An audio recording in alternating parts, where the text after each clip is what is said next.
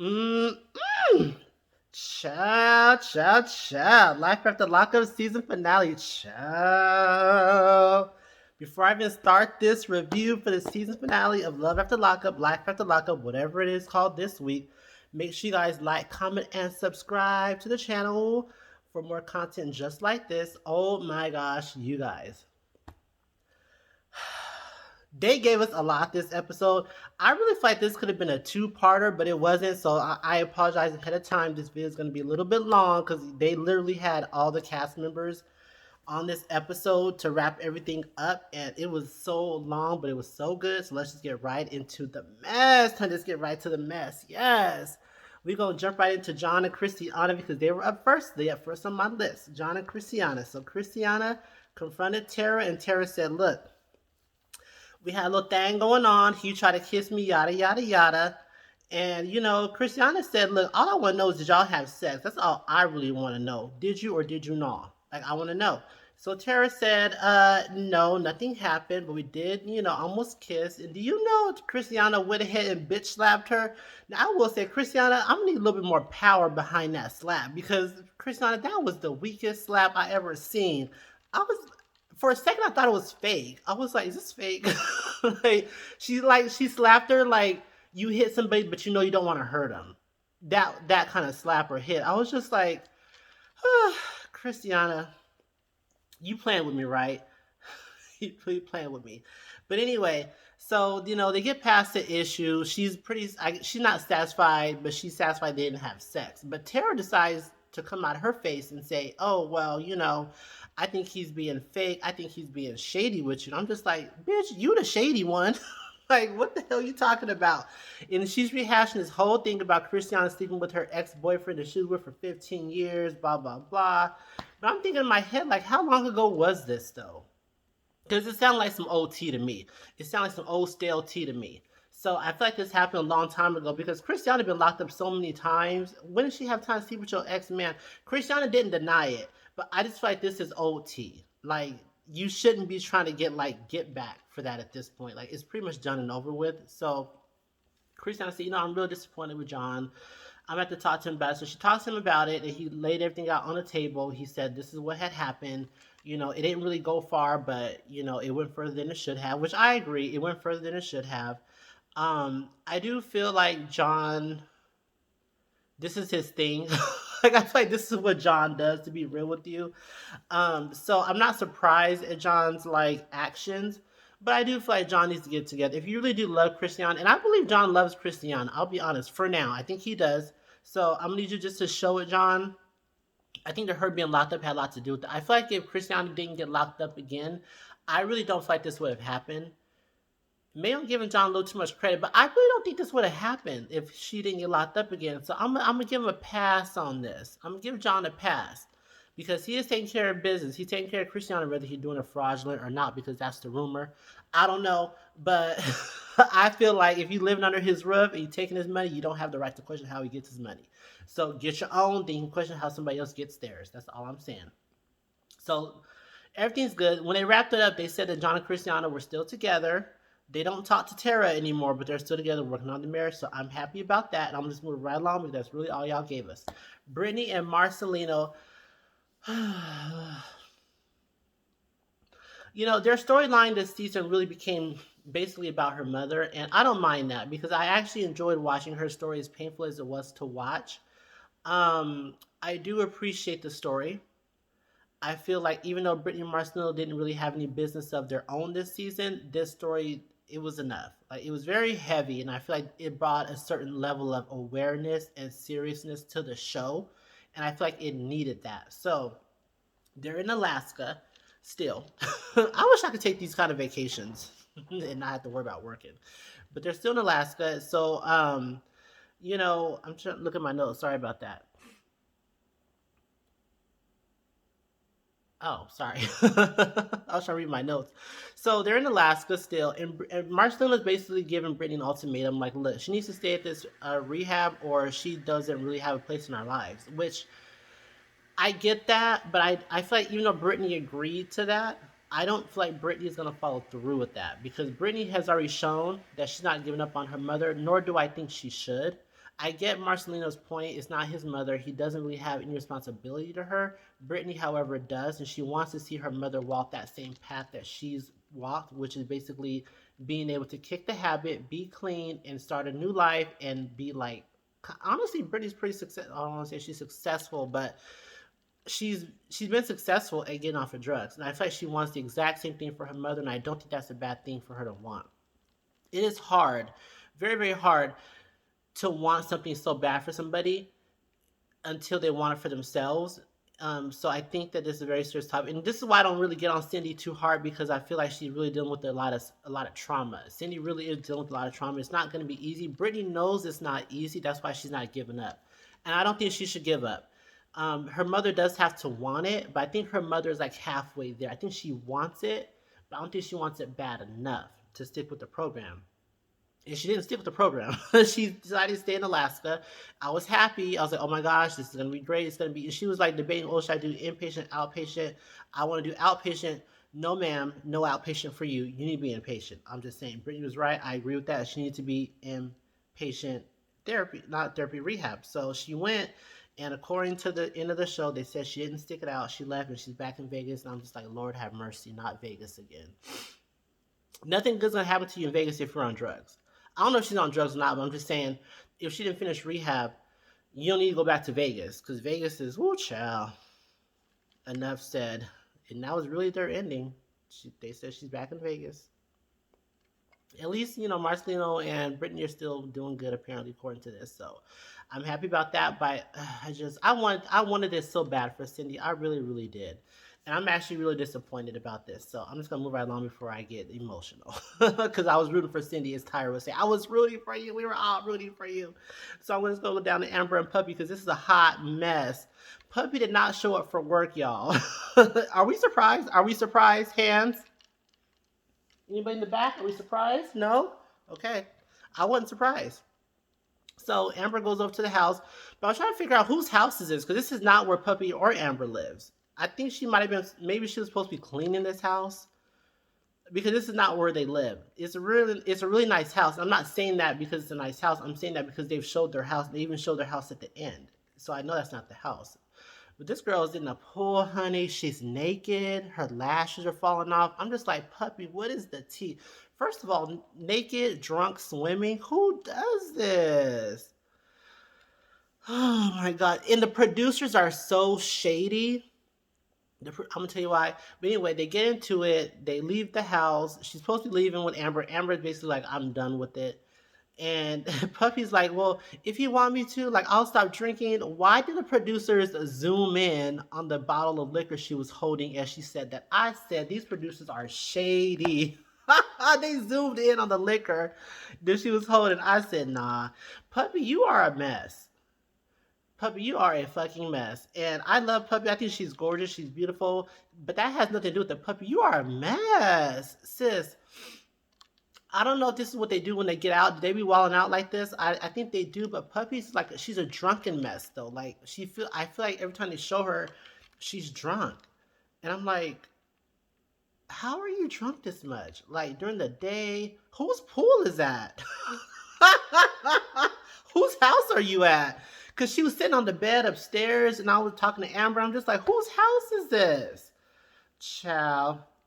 They break up, but did they really break up? Because they were never really together. I think Puppy thought they were together. We know based off of Amber, they were not together. Not at all. Because Amber is now dating Sammy. I don't know what's up with Sammy. I like Sammy a little bit. I think that he's a little bit sincere. He seems to really like Amber. Um, I just don't know. The verdict is still out on Sammy. I feel like they're kind of a cute couple too. He looks a little bit older than her, but in some scenes he doesn't. So some scenes he looks kind of older, some scenes he looks kind of young. I don't know what's up with Sammy, but they kind of make a cute couple to me, and I hope y'all feel the same way. I feel like they look like a cute couple. I hope it works out, but I just don't want. I really feel like Amber's on the fast track to success right now. Amber's got a car. She has her head on straight. She's about her business, making money. I don't want anybody, Puppy or Sammy, to derail Amber is what I don't want. So Amber, I hope you are in good company. If you are not, I feel like you will leave the situation because you damn sure left Puppy in the dust. So I think you would do the exact same thing to Sammy if it came down to it. So keep that same energy, Miss Thing, because you are on your way. Love it. Anyway, Lacey and Shane. John is emotional. Apparently, he did leave the letter because I was talking about that in my last video. Did he leave the letter? Did he not leave the letter? He left the letter. Lacey got it. She says basically it's typical John. But she basically felt nothing for it. But John is very much hurt. John's very hurt. He's throwing up. He's nauseous, but apparently it's because of the methadone or something like that. That sounds like another drug to me. Maybe it ain't. I don't know. I don't know nothing about methadone, but he says it's making him sick. So anyway, I'm just gonna skip forward because he went on a date. And was it me or did this girl sound just like Lacey when she was talking? I was like, is Lacey doing the voiceover? This girl, John, you have a type. This girl sounded just like Lacey, and I was just like, no, not another Lacey. She didn't look like Lacey, but she sounded like Lacey. Is that how they sound in Virginia Beach? Girl, she sounded so much like Lacey. I couldn't. But anyway, apparently, according to the end of the show, he's still dating Julie because that was her name. And Lacey gave, I'm trying to just kind of fast for a little bit because it wasn't a whole lot. Lacey gave birth. Shane was there. She had some complications, but it was a girl, which is great. And apparently they're still together. They're doing great. They're happy. I'm going to tell you, I like Shane. I told y'all from the beginning, I like Shane because he's doing what a man should do. Shane's taking care of business. Shane, I was a little skeptical on Shane when he first got out because Shane is young. You have to remember, Shane's a lot younger than Lacey. So I was a little bit like, is he gonna wild out? Is he gonna be like another like Michael? Like I don't know what he's gonna do because she has kids. So I was a little bit worried that whatever. Not anything bad, but I was just thinking like she has kids and she's introducing him to the kids. I don't want him to disappear, and then whatever. So he hasn't. So they're married still. They're happy. I'm happy for them. Move around down to Sarah and Michael because let me tell y'all, as I always say, they annoyed the out of me this episode. Oh my gosh. He disappeared, of course. He's on a date with some girl. But while he's doing that, Sarah's on a date. Not a date, but she's hanging out with Malcolm. Malcolm, stop wasting your time with Sarah. I'm done with Sarah. I'm going to need you to be done with Sarah. She gonna say, "Oh, do you want to be friends with benefits, no strings attached?" And he basically said, "Nah, I don't want to be that." So, he's like, "Do you?" She's like, "Well, yeah, I brought it up." He not interested in it. Malcolm, you can do better. Sarah does. Here's the thing with Sarah. Sarah doesn't think highly enough of herself. You and Sarah would actually be a good match. I really feel that way. But Sarah does not think enough of herself. Is the problem. Sarah, you are a fool. I've said before, but Sarah, you're a fool. Moving on down. So, ciao. So, Michael comes back after his date with the other girl. He comes back and he doesn't propose to Sarah, but he kind of like wants to rekindle things with Sarah. And she says she got to talk about it with him. Meanwhile, on the way home, Maria calls him and asks, "Where you been at?" But she says it as if they never really were officially broken up. You know what I mean? Like the way she said it was kind of just like she expected him to check in and he didn't. But I feel like if you guys are really broken up, why would you be expecting him to check in? So I feel like they weren't really broken up. Anywho, at the ending, turns out they're back together. I said, I know you fucking lying. After you made that whole spiel about her trying to put you back behind bars, you back. Sarah, you should stay with Malcolm. Sarah, you should stay with Malcolm. I can't. I really, really can't. So that's how that story ended. I'm not Sarah. I don't even feel sorry for you. I don't feel nothing for Sarah because Sarah is a fool. Both of y'all are fools. I'm over both you guys. I hope you're not on next season. I don't want to see no more of it. This has gone on for way too long. And he made all this spiel about, oh yeah, like, we're always there for each other. I know he'll have my back. Girl, he went back to Maria. And he lives in Miami now. Child. Whew. I wish I could say I didn't see that coming, but I did see that coming. So I'm just going to move right on down to Chevelle and Quaylen because they are just as hot of a mess as Sarah and Michael. As soon as they come on the screen, all I see is somebody throwing the phone down and the cops pull up. I'm just like, you know, Kansas City, y'all different. I mean, in LA, where we live at, somebody throws their phone down, the cops don't pull up like that. Like, I was just like, what is going on? Like, it's a lot of police activity for somebody throwing somebody's phone down. I didn't know, I didn't get it. I really didn't get it. He didn't get arrested, but girl, they arguing in this neighborhood outside. Child, ooh, child, the ghetto, the ghetto. They're arguing. It gets to a point where she's literally following him down the sidewalk, yelling, screaming, cursing. He's yelling, screaming, cursing, but he's way more calm than she is. They get about 5 city blocks away to a point where she gets physical. And even the producers, they broke like the fourth wall. They're just like, oh, you can't put your hands on him. I'm just like, child. I don't know if she wanted to provoke him to hit her and go back to jail. I'm glad he didn't do that. You know what, Chevelle? I'm almost starting to think that you are the problem. I'm starting to think that you're the problem, Chevelle, because he was way too calm. He was way too collected. You were not. You did not have a grip on your feelings or emotions at all. I'm starting to think that you were the problem a little bit. But let me tell you, this is the shortest engagement I've ever seen. Y'all were engaged for 2 hot minutes, period. Y'all not engaged no more. Y'all not together no more. I'm happy that he still wants to be in Maila's life, but this needed to stop. This needed to stop. His mom gonna say I told you so. Her mom gonna say I told you so with her metallic lipstick. She gonna say I told you so. Girl, but let me tell you what took me out of this situation. The PSA at the end is what took me out. It was the PSA, the public service announcement. If you dating a man that's behind bars, leave his ass, because he using you. I said, if that was a PSA, I don't know what was. It was so funny. I said, Chevelle, not the PSA. Y'all cracked me up. Mm-mm. Y'all cracked me up. According to the ending, they're still in contact. That's all it said. It didn't say they were back together, so I'm just like, oh, please don't let them be together. Oh, this show. Andrea and Lamar. Andrea says she throwing an African party and she is an African queen. Oh gosh. It just always has to be like really extra. It has to be so extra. Her Mormon friends are still in town and they confront her at the party. They're just like, look, you haven't been wearing your garments. You showing all of this. You showing all of this. And Andrea's just like, I like showing my body. So what's the tea? And they're just like, what kind of girl? What kind of drawers did you have? Andrea said, "Don't worry about the kind of drawers I had on. Don't worry about my panties, okay?"